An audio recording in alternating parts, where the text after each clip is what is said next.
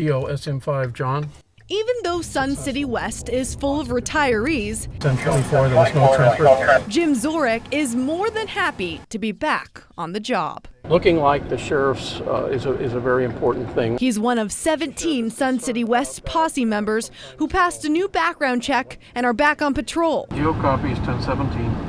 A lot of the calls these posse members get are for welfare checks, and that is something this community has relied on them for the past 40 years. Jim remembers one moment in particular where he found a man who had been lying on his floor with a broken hip for days. He needed Jim's help. But the community reached out, and we were there, and the deputies were there, and fire. We worked as a good team, and the man, didn't have to suffer laying on the floor with a broken hip. So that's why we do this. Sheriff Penzone says the problems with the posse falls on the department. He says background checks were taking up to 18 months, and there were holes in the process. The organization had the problem. We were not consistent and disciplined in our processes. It should never take as long as he described to bring anyone to the organization in any capacity. He says they're now developing new policies to streamline the program.